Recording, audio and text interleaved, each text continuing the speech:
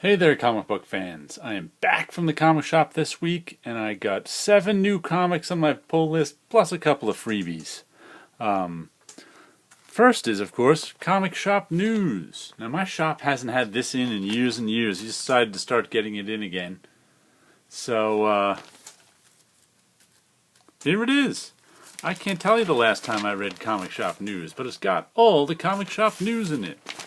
And, as you can tell from it, people are always talking about comics and how they want them to go back to newsprint. Well, newsprint doesn't really exist anymore. Even comic shop news is on a coded paper now. So when something says it's on newsprint, it's not actually on newsprint. But it's on an uncoded stock. And he also just gave me this for free. He's like, "Oh, you want a damaged copy of Diablo House?" Because this is one that you can see is all damaged. So he's got to throw it out and have him send him a new one. And interesting, this is also on uncoded paper. So it's on, there's no glossiness to it. It's looks more like old newsprint because it's uncoded. But notice the price isn't any cheaper. Because uncoded, cheap newsprint left us in the 70s. So it doesn't really exist anymore. So I keep hearing people on Twitter or whatever say, "Oh, go back to newsprint. The comics will be cheaper." The way that new comic book company that's selling $1.50 comics, that's not because of cheaper paper. That's because they're not paying a page rate. So little Diablo House on uncoded paper, and the little comic shop newspaper on coded paper.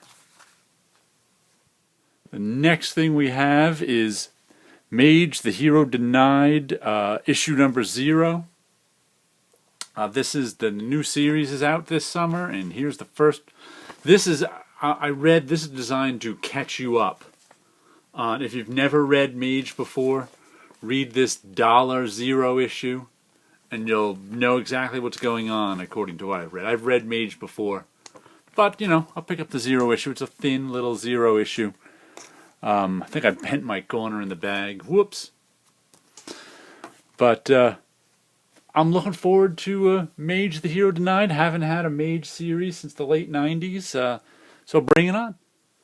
And next we have Eternal Empire, issue number 3. I enjoyed the first 2 issues, Sarah Vaughan and Jonathan Luna, about our strange fantasy story. We left off with these 2 people discovering they could make magic fire swords. They're as next issue's cover. They live in this world, this island world, where one of the little provinces has, for the last 100 years, been conquering all the other ones, and they're basically serfs or slaves. And they both ran away when they saw some sort of omen. And nothing much has happened in the series so far, except it's all kind of been set up in world building and mystery. The first issue was about the woman, the second issue was about the man. Now they meet up. But these are the same 2 people who did Alex and Ada, so I'm along for the ride. I really enjoyed Alex and Ada, and I think I'm going to enjoy Eternal Empire. And next we have The Divided States of Hysteria, number 2. Howard Chaykin, the latest Chaykin book. I enjoyed the first issue, but my goodness, the graphics on the art are a little overwhelming. I guess he's doing this whole social media, overwhelmed with information stuff. And a lot of it is just like this stuff up here, which is just kind of background scroll stuff. But it's about basically about the apocalypse happening now, and in terms of society's breaking down. Everything's good. Look at all that cursing in orange over it. Drones flying. Nobody's getting along. The president was assassinated. Serial killers everywhere. So I still don't have much of a clue what this is about besides the breakdown of society. An actual plot hasn't developed. The first issue was kind of all about showing us all these different types of killers. Spree killers, people who killed in self-defense, mass murderers, all sorts of crazy stuff. So we'll see what happens in issue 2. And next we have Deadly Class number 29. And I hated Deadly Class 28. I thought it was terrible. Never has a series fallen so far from grace with me as this one has. It was one of my favorites, and just that bringing back of the one character. In last issue they explained how they brought him back, and it was just a bridge too far for me.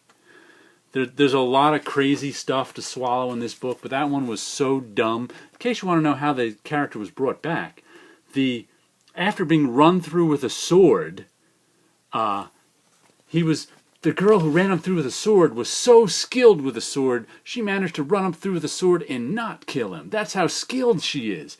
Then she gave him a drug to make it look like he was dead, and brought him to the morgue to make it look like he was. Let me tell you something. If you get run through with a sword without a surgeon, you die.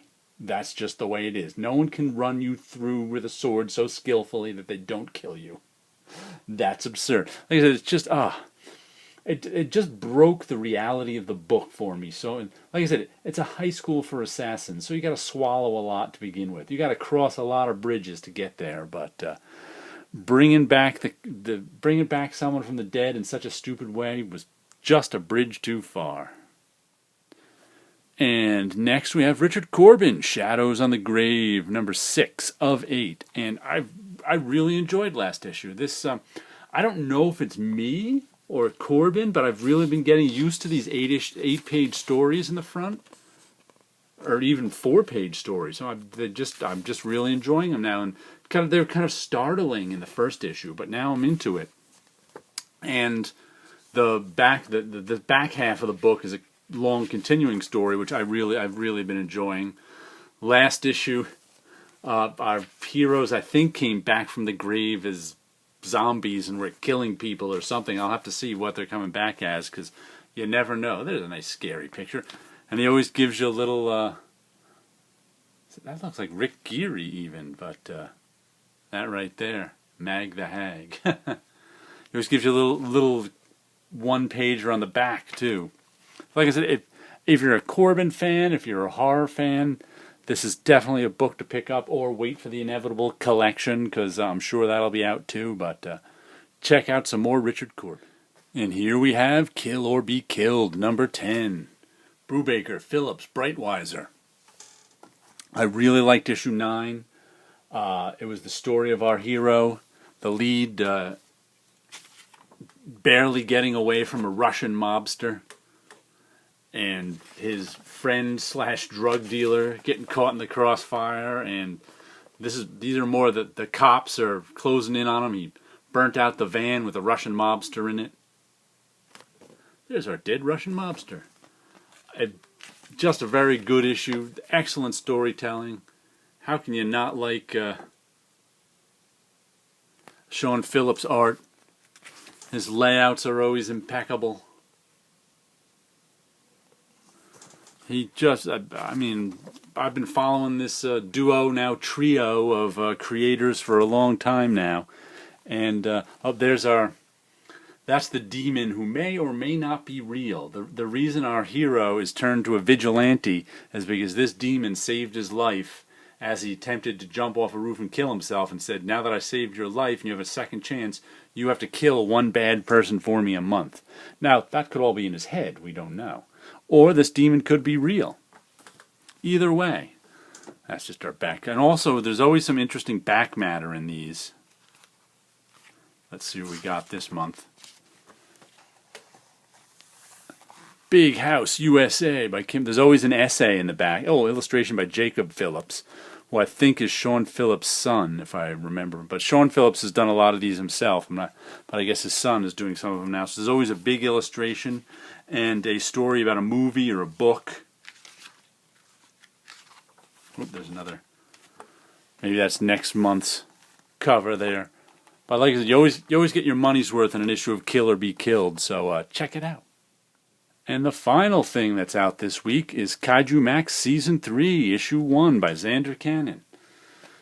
I hope Sleepy Reader got this on his pull list, because he was the one who turned me on to this book. I got season 2. It's about these humans and giant monsters living together, and giant monsters are out on parole or sometimes in prison, and the they have giant. I guess that's an Ultraman knockoff there. The humans have these giant robots to try and keep the giant monsters, and it's really a kind of slice of life book, only with giant monsters and giant robots. It's difficult to describe, but it's really enjoyable. Oh, let's see, is this a wraparound? There we go.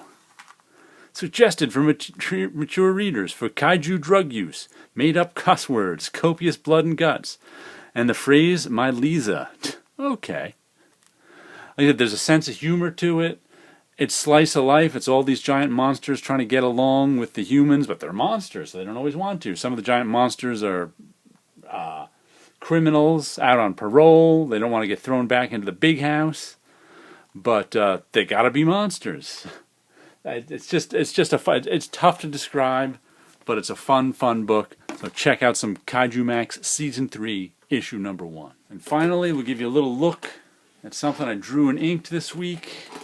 These are going to be colored in marker eventually, but I did a couple of my covers to comics that don't exist. This is Dreams of Things, number 44, with our strange woman standing there. It's true, we can have all sorts of wild colors in that background, whatever they are. And this is the Acid Ram, issue number 11. That's one of my Modman figures on a big head of someone else. Once again, they're nice and weird. Got to figure out some weird colors for them. We got a sun there with an ocean in the giant head's body. His mouth is a cityscape. All sorts of strange stuff. Well, there you go. There's just a little look at stuff. And you guys all have a good week out there.